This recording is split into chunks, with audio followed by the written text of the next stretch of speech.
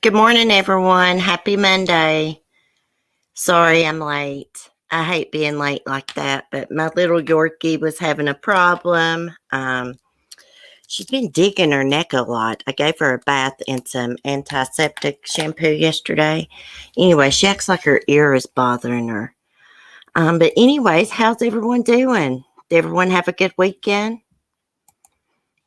I can tell you this is not going to be a professional live stream this morning because I'm going to have to pause in a minute and let two dogs in. Hey, Cheryl T. Good morning. Sapphire, Samara. It's a crying shame. Cheryl Lynn, Mike, Charlie Girl says, Faithful One. How are y'all doing? How is Smokey doing? Smokey, he's doing fine. I'm the one that's not good with him losing his eyesight. I am devastated. I've done cried 3 times this morning. Every time I talk to Mark about Smokey and his problems, I break down crying because I just love him so much. And it's just so hard watching something that you love so much decline right before your very eyes. And there's nothing you can do about it. I take him to the vet, and everything. And he's just aging and getting old. And I'm having a very hard time coming to terms with that. Sorry, I'm getting emotional. But anyhow, let's just change the subject. Gosh almighty, I am so emotional, guys. That's all I do is cry. Hey, Black Dahlia. I love your channel. I love all the movies you upload. If y'all are not subscribed to Black Dahlia, check her out. She's cool. Hey, Carolina Girl. Hey, Brooks Channel. Gosh, I get too emotional, y'all. I am too sensitive. Speaking of dogs, hold on one second. Let me let them in. Chloe went out.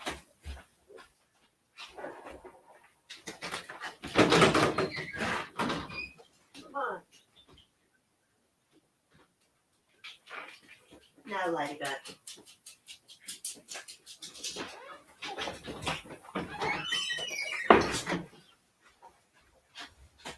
Okay.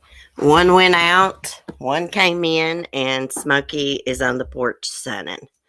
So, that's perfectly understandable. Yeah, me and Smokey are really close. I have been around him like almost 9 years, and we have spent a lot of time together because Mark used to work all the time, and it was just me and him. Sapphire, you're an empath, CC. You're a sweetheart. Oh, thank you. I can be mean. Anyhow, let's talk about true crime. So I saw an update about Orinn and OrsonWest. Come here, Chloe. So she keeps whining and like shaking her head. Come on. Anyhow, my dogs are getting me distracted. An update about Orinn and OrsonWest. The Bakersfield PD searched this vacant lot not far from where Jacqueline and Trezelle West used to live at the Casaloma Apartments. Anyhow, searchers have searched that before. I'm just wondering why they went back there and searched that lot for. Of course, the people that searched were volunteers. Maybe they were just making sure that the volunteer searchers didn't miss anything. Let me find this. Oh, I've already got it pulled up. See, I've got upset and don't know what I'm doing. Daggone it.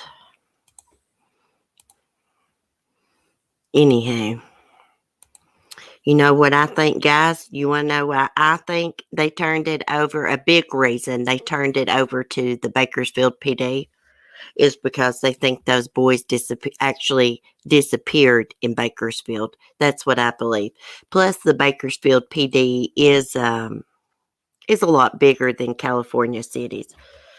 By continuing to use the site, what? Okay, it was some kind of warning here. Crap, I didn't even screen share it, did I? I don't even know what I'm doing because I got upset. Okay, here we go. It says over 50 FBI agents and Bakersfield police officers searched the field about 2 hours to look for two boys who have been missing since December. Come here, Chloe. Hold on a minute, guys. What you keep grunting like a little pig for? Okay, I'm going to have to hold her. Law enforcement officials say they searched for 4-year-old Orinn West and 3-year-old Orson West in a field in Bakersfield on Saturday.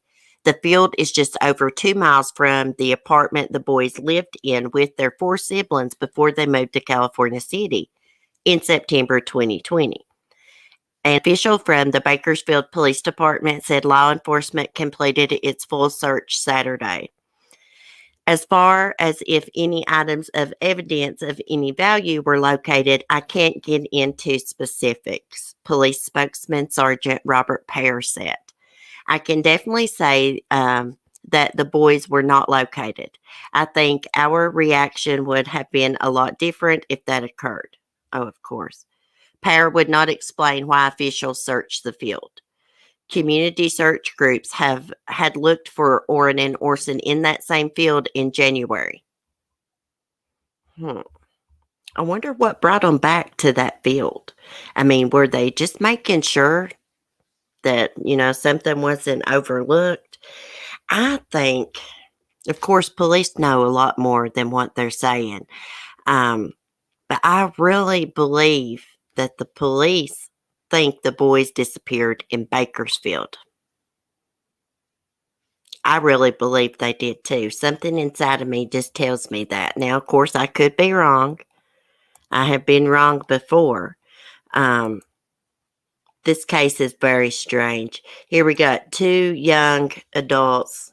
It's got 6 kids that never go outside and play, allegedly, according to the neighbors. They adopt these 2 brothers. They changed their names. Don't allow them outside. Don't go look for them when they disappear. Something's just not right. I mean, when you say it all out like that, I mean, something's just not right. CC, voicing my thoughts. Oh, let me get to my live chat here.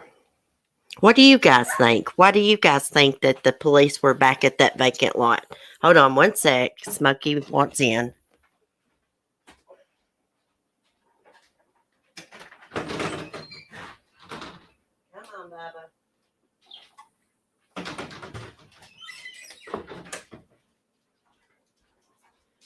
Oh my goodness. So sorry, guys. I cannot help it. Gosh, wouldn't it be nice to know what the other children have had to say about all of this? I'm just wondering, have they interviewed the other foster kids that used to live with Trezell and Jacqueline? There was 2 Hispanic little boys that used to live at the Casa Loma apartments with them. And the neighbors said that the little boys were scared to death of Trezell. They had to sneak out and play. They had actually told her son to never knock on the door. Trezell was mean. Always come to the window, if he wanted them. I just think it's just so strange. Why would you keep that many kids just isolated inside? That's a major red flag. Sounds like abuse may have been going on. Hey, just Robbie. Morning. I forgot if I said that right or not. I'm sorry, hun. I think it's Robbie. I look for them to be arrested. It's going to be a while, though. I think they're having a hard time getting concrete evidence against these two. But I have faith that they're going to be arrested in the future. I just see it. I see a vision of it. So many rumors, from arrest to child smuggling. Yeah, I don't, a lot of people think that they could have sold the children. I don't think that happened. I think they were abusing these kids. I think these two boys had been gone for a while. Christmas was approaching. People was going to be suspicious, wondering where they were at. People was going to want to see them, give them presents, so they had to report them missing. I think they were abusing them and had killed them. I have no idea where they could have put their bodies, probably in a remote area. I'm wondering if they have mapped out all their cell phone pings, all their locations, like they did in the Vallow case to Alex Cox's phone. That's how they found Tylee and JJ's body in Chad Daybell's backyard. I'm wondering if they've done that. I'm sure, because the FBI is involved. So my 14-year-old dog, oh my gosh, I'll never say that name, Machiavelli, is that how you say it? Has a heart murmur. He's on Vitamin. Chloe takes that, Robbie. Torson might to help his heart under control. We just moved. He got stressed, had to go to ER. Was $3K. Oh, prayers. Just Robbie for your dog. I definitely can relate. Thank you. Yeah, I'm having a hard time coming to terms with it, hon. It's a crying shame. Yeah, I don't think they are alive anymore either. Sad. These losers better not get away with it. I will be so upset. They're not going to get away with it. I don't feel like they're going to get away with it. I know it's frustrating every day that they're not arrested. It's frustrating, I know. But they will be. It just takes time. The police need to make sure they got all their I's dotted and T's crossed before they arrest these two. I like to know Trezell and Jacqueline's history. I know I've seen a mugshot of her. How could anyone be allowed to foster, let alone adopt, if any criminal history, plus who the fruit is responsible for placing those kids? Well, the system definitely failed these kids. They took them from their mother because they thought she couldn't care for them, evidently, and placed them with two monsters that definitely didn't care for them. They're missing. There needs to be some reform going on in the CPS system. Oh, Robbie, I'm going to do that. I'm going to save a lock of his hair, of my dog's hair, and I'm going to do a paw print. I'm going to get me like an ink pad made for, doing your dog's paw prints on paper, something that, it's not toxic. It breaks my heart for the birth mom, too, because she's probably feeling a lot of guilt, Carolina girl. And, she's had a GoFundMe, and the GoFundMe is to put up billboards of her two missing boys. And the family, they put out those statements on that Medium blog. They have made, insinuations about not donating to the GoFundMes that have popped up. I know they were referencing the birth mom's GoFundMes. Now, she says they didn't give her a chance to get back those boys. She was supposed to have got them back, and they adopted them out. Now, here in the state of Virginia, I know they give you a chance to get back your children. You have to do certain things, though. Go to parenting classes. CPS does home inspections. They can just pop up at any time.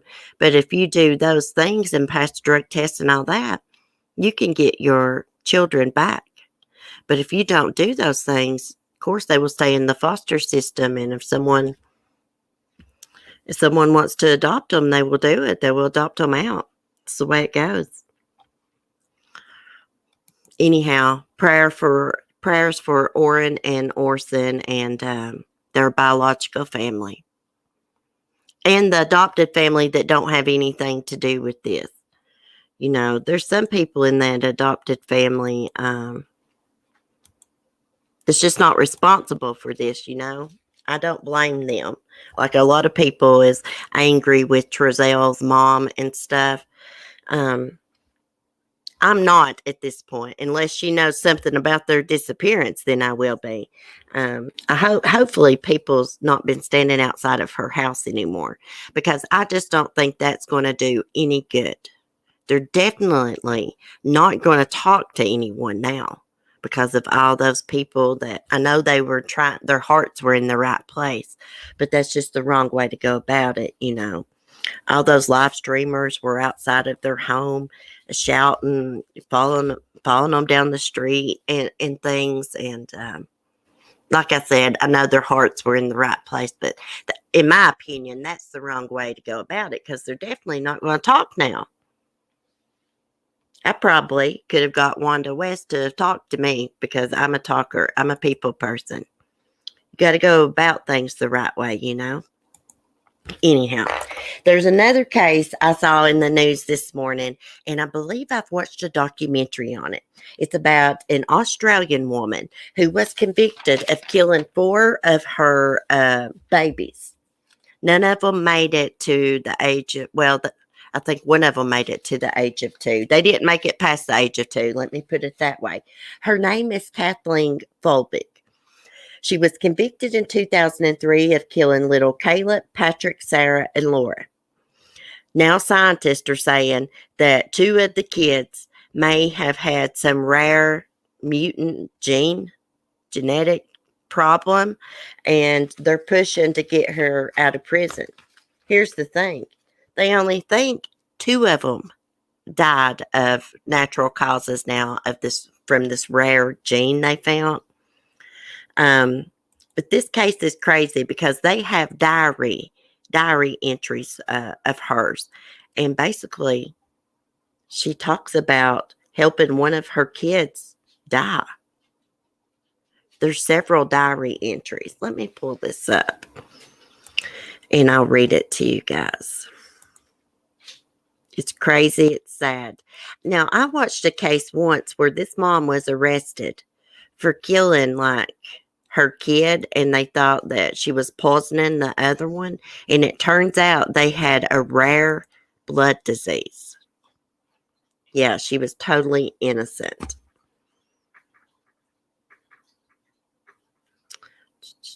Let me see. What am I doing? I'm going to have to watch a documentary on this lady again. This is an interesting case, but like I said, sad. Okay. She was imprisoned for killing her 4 children, but was it their genes all along? The case of Kathleen Folbick has become a contest between cutting-edge science and an Australian court system that sometimes ignores it. So I guess this is in Sydney, Australia. The tabloids in Australia called Kathleen Folbick a murderer of innocent babies, the nation's worst female serial killer. In 2003, a court sentenced her to 40 years in prison for smothering her 4 children before each had turned 2 years of age. But all along, Miss Folbick has insisted that she is innocent and that her children were all victims of sudden infant death syndrome. Now, 90 leading scientists say they're convinced she is right. New genetic evidence, the scientists say, suggests that the children died from natural causes, and they are demanding that she be pardoned. Here's the thing. They're saying only 2 of the kids died from natural causes. There was 4 kids that died. In a petition sent to the governor of New South Wales last week, the group of scientists, which include 2 Nobel laureates or something, called for Ms. Folbick's immediate release and an end to the miscarriage of justice. The very public challenge sets up a tense standoff between some of the world's top medical minds and a criminal court system that rarely overturns convictions. It's a story of judges putting more weight on the ambiguous musings of a mother's diary than on a rare genetic mutations and of scientists who are determined to make the legal system respect cutting edge expertise. Caught in the middle is Miss Fulbage, who is now 53 years old, more than 30 years after her first child's death. Her story has not changed, and she maintains that she will be vindicated. A troubled mother and her children. Miss Fulbage's life has been troubled almost since the moment she was born. When she was just 18 months old, when her father, Thomas Britton, murdered her mother in 1968. His wife had walked out on them over a money dispute.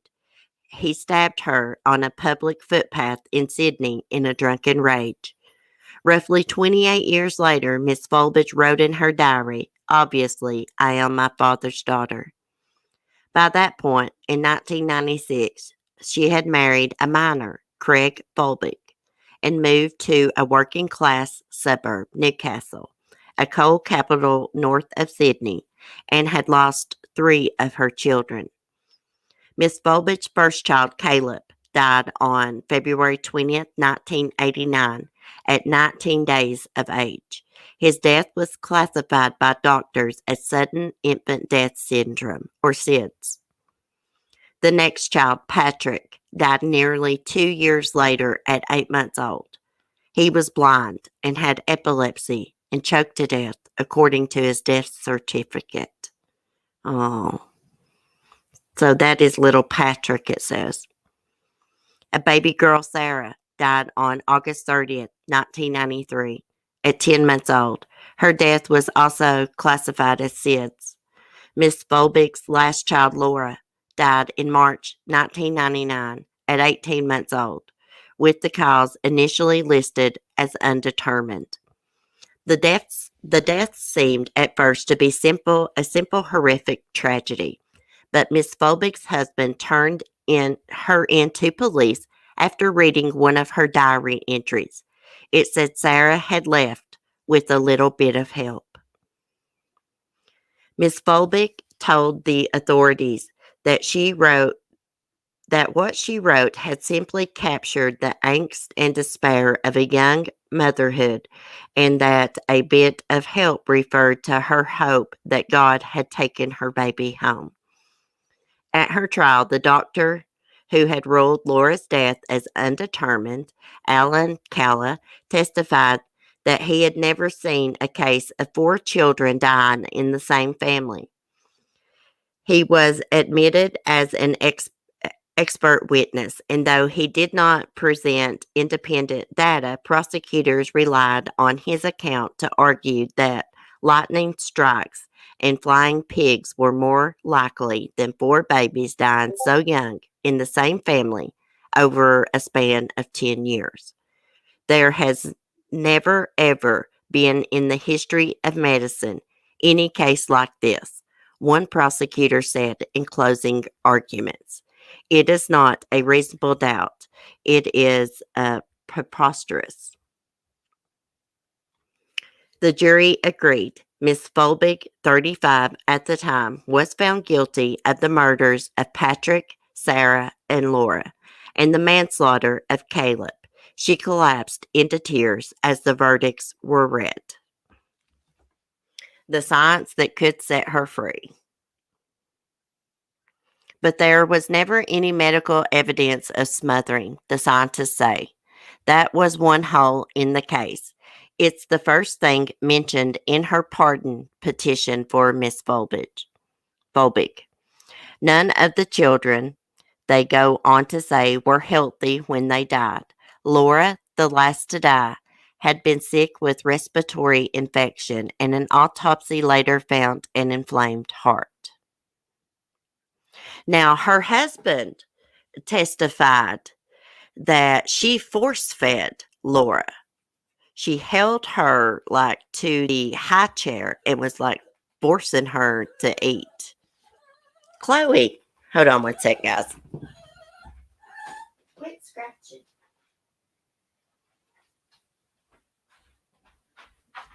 Okay, sorry. Um,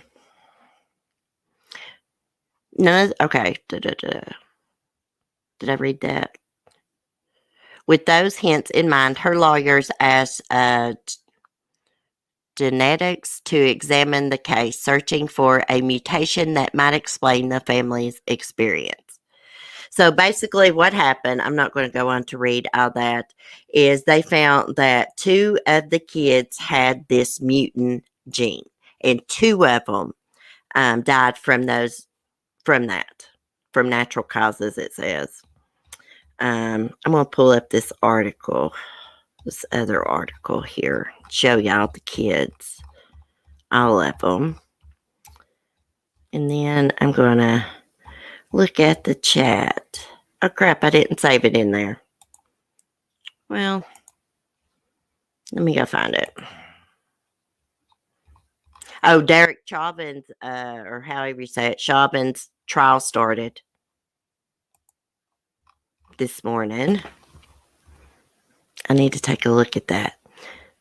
Also, a snorkeler found a bunch of cocaine in Florida.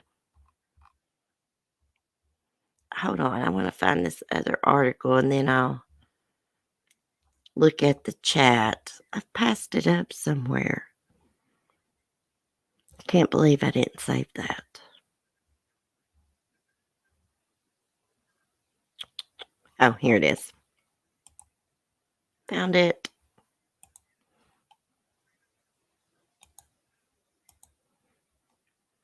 Kids were cute. If I can get it pulled up here. I'm sorry, guys. I'm unorganized this morning. Can't help it. I got these senior dogs, and they are very needy right now. Aren't you, Chloe? Yeah. I think Chloe's going to have to go to the vet today, guys. Her ear seems to be bothering her pretty bad.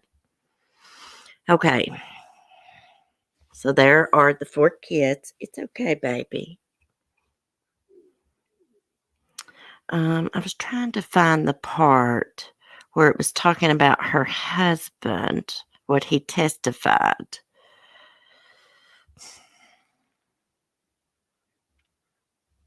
Let's see. Okay, here's one of her journal entries from 1997. I feel like the worst mother on this earth, scared that she'll leave me now like Sarah did. I knew I was short-tempered and cruel sometimes to her, and she left with a bit of help. During the trial, Folbig's ex-husband Craig testified that his wife would make a terrifying growl when losing patience with the children. The husband said he witnessed Kathleen Folbig force feeding their daughter Laura after pinning her to a high chair. Folbig then threw the baby to the ground and said, "Go to your effing father." A few hours later, Laura passed. What's this say? Okay, so the matter has now been turned over to the NSW Attorney General Mark Speakman. A spokesman for Speakman said the petition would be given appropriate consideration. I don't think she's going to get out. I mean, yeah, they proved that 2 of the kids died from natural causes, but there's still 2 more that can't explain their deaths. And what about these journal entries? And what about what her husband testified?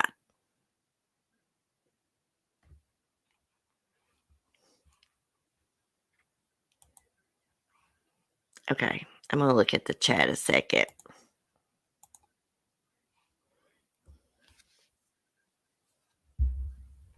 Looking into the Cadwell case, which is unraveling here now, she ripped off millions. The police executed a warrant. She disappears. Everyone thinks she's taken money and fled only weeks later. Oh, really? Hey, Will, can't stay. Got to get my morning going, Cece.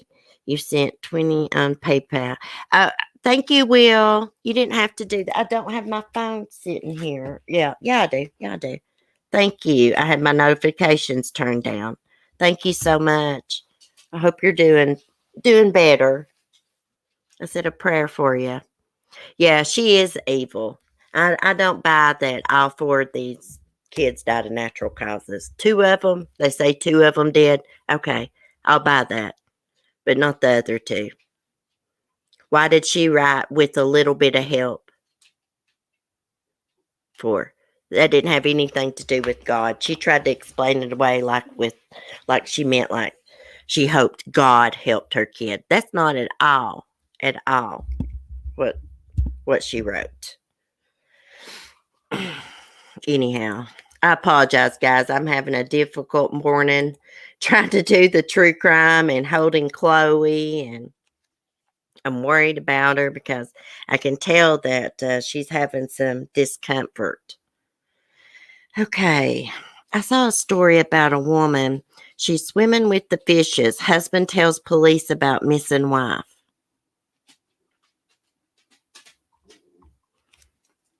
Hold on, we'll take a look at it. It doesn't look like I'm going to be able to stay on here but another minute because there is something wrong with Chloe. Hold on, Bubby. She keeps moving and shaking her head. So let's take a look at this, and I'm going to have to get off here and call Mark to come and take her to the vet.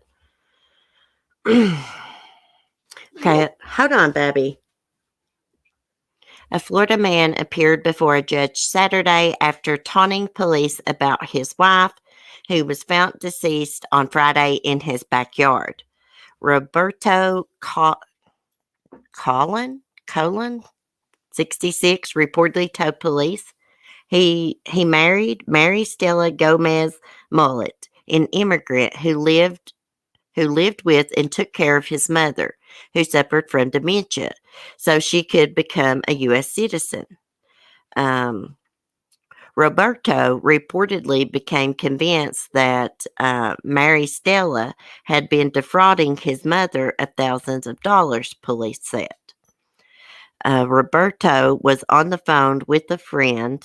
Oh, Mary Stella was on the phone with a friend on February 18th when she drove to Collins' house to drop off a vehicle.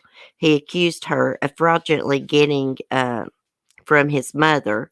She also brought with her a purse the mother had given her and some other items, a friend said, because she wanted to end her relationship with him. It was the last time she was seen alive. On February 20th, Roberto told police he went to a doctor's appointment on February 18th and that Mary Stella had left his home by the time he got home.